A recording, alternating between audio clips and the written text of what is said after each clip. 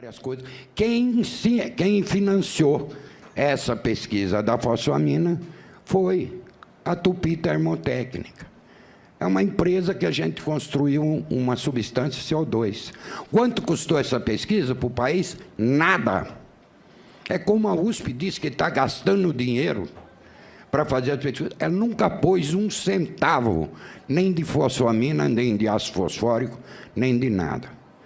Senhores, eu lamento em ler esse relatório. Primeiro porque eu sou químico analítico de formação.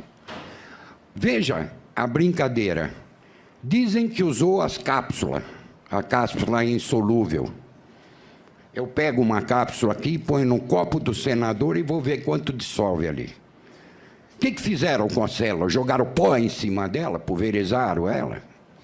Se pulverizaram, ela morreu afogada. Não é citotóxico. Todo mundo sabia essa brinca, citotóxico. O que significa a palavra? Toxicidade no local, in situ.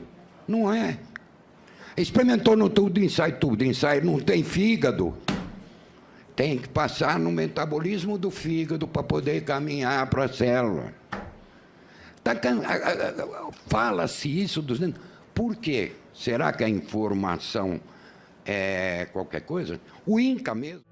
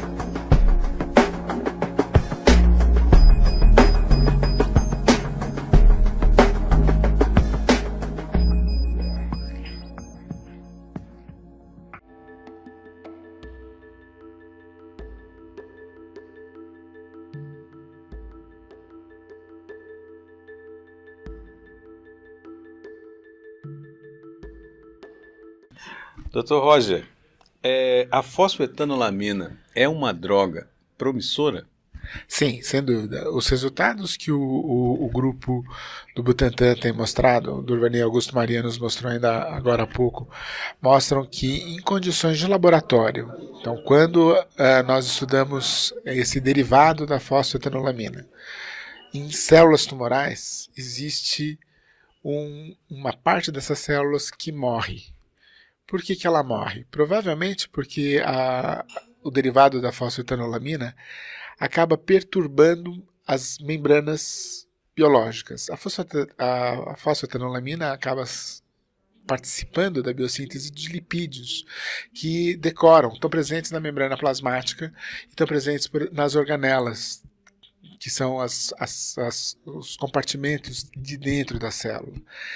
E os resultados que têm sido mostrados apontam para uma perturbação da fluidez da membrana, talvez, da forma como há transporte de moléculas de dentro para fora dessas organelas.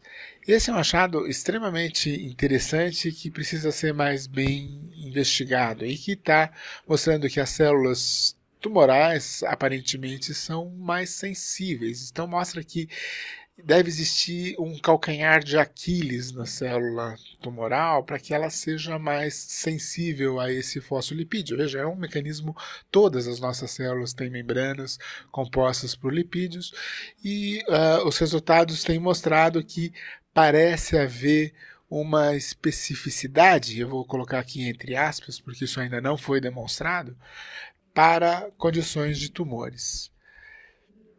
Agora, quando os dados que estão sendo feitos são passados do in vitro, do laboratório, para in vivo, e aí de novo o grupo do Butantan tem cooperado, tem contribuído com resultados importantes nesses estudos, nos parece que haverá outros mecanismos que não só esses de agir diretamente na célula tumoral.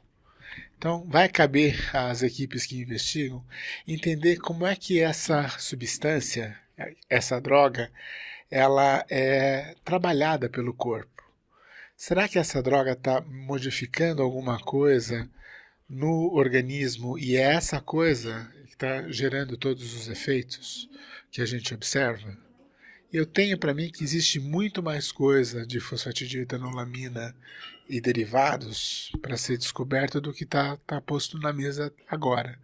E para isso, há muito mais mecanismos, há mais atividades que provavelmente vão se mostrar úteis no organismo vivo, não na célula em cultura, no organismo vivo. Os pacientes vão tomar a fosfetanolamina. É muito diferente comparar um experimento que é feito com um rato ou um camundongo, onde você injeta uma substância na veia e aí compara com alguma coisa que vai ser administrada por via oral para pacientes. Então, existem barreiras no organismo que precisam ser ultrapassadas. Em cada uma dessas barreiras do organismo vivo, as substâncias vão sendo modificadas e é essa modificação que vão estar sendo geradas, as respostas às modificações é que provavelmente vão estar levando aos efeitos que alguns indivíduos relataram. Fala em efeitos adversos ou outras aplicações em outros tratamentos? Eu não estou falando de efeitos adversos, eu estou falando do efeito medicamentoso, se aqui a gente pode dizer isso, da droga. O resultado. Eu acho que não é dado. O que não está dado?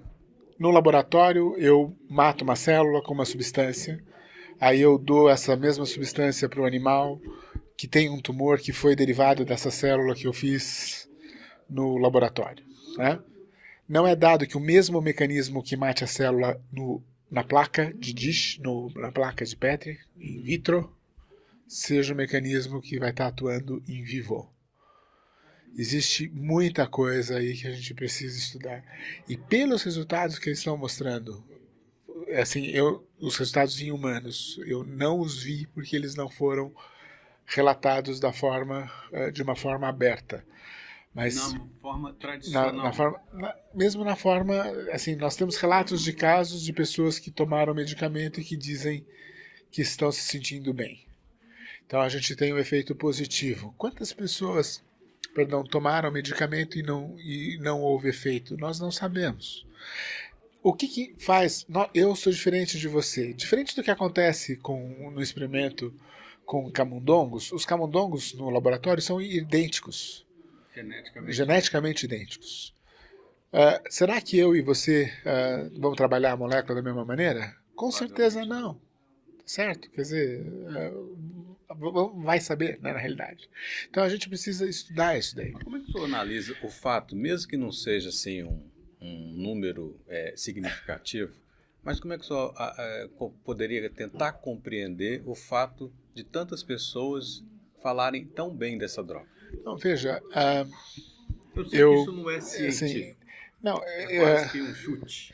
Nós temos, Tem uma assim, hipótese? temos hipóteses. A primeira grande hipótese é que, assim, num estudo não controlado, infelizmente é muito frequente a gente ter pessoas relatando bem-estar, mesmo que esse bem-estar não esteja relacionado à tomada do medicamento. Não é infrequente, isso é dado. Então, assim, por isso que a gente precisa, de fato, seguir. Só o fato da pessoa estar sendo cuidada por alguém interfere. O que é ótimo, o que mostra a complexidade de nós, seres humanos, certo? E faz a pesquisa tão atraente. Quer dizer, é uma coisa que a gente precisa... A dimensão humana precisa ser levada em conta. Obviamente precisa ser levada em conta. Todos queremos que a droga seja útil para o maior número de pessoas. Mas para isso a gente precisa saber ter de fato o controle do tratamento. E veja, eu não tive acesso a essas informações e muitos dos meus colegas também não tiveram acesso a essas informações. Os primeiros estudos clínicos vão estar sendo feitos agora, a partir de agora. Eu comentei com o senhor aqui sobre a dose. Sim. Eu queria comentar. O que o senhor tem a dizer sobre a dose? Então, o que foi observado em estudos in vitro, de novo, é que é necessária uma dose muito alta para acertar esse calcanhar de Aquiles. De uma maneira geral, o que a gente imagina é que se esses compostos nessa concentração estão tendo algum efeito no ser vivo, provavelmente o que deve estar havendo é uma amplificação do sinal. Então deve ter algum elemento do ser vivo que vai melhorar muito o tratamento e que não está dado no in vitro. Entende? Então existe uma coisa que no in vitro funciona, mas funciona em altas concentrações. Como é que você faz a distribuição disso no animal e observa resultados tão interessantes quanto? É provável que essa substância esteja agindo em elementos do organismo, por exemplo, elementos do sistema imune, por exemplo, vasos, por exemplo, muitas coisas precisam ser investigadas, que vão modificar essa substância e vão, em resposta a essa substância, vão deflagrar agora uma resposta que talvez consiga controlar o tumor. Isso precisa ser investigado. Entendi.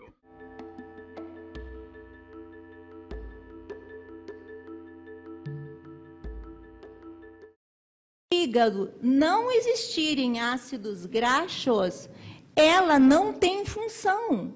Ela só tem função se acoplada ao ácido graxo, onde você tem a formação da fosfetanolamina ativa. Tá? Então, por que a importância da gente enfatizar a ingestão dos ácidos graxos? Porque é fundamental para que ela tenha atividade. E uma vez acoplada ao ácido graxo, ela vai ter penetração em todos os tumores. Mas é importante que isso aconteça. Ponto 1. Segundo ponto, o fígado tem um limite de acoplamento. Não adianta você dar 1 quilo de fosfetanolamina, porque o fígado não vai ter capacidade. Não adianta você dar 1,5 gramas junto, porque não tem capacidade de acoplar. Agora, isso pode ser um fato novo para quem não é da área médica, mas eu não acredito que isso não seja de conhecimento de médicos e de médicos renomados na área de pesquisa.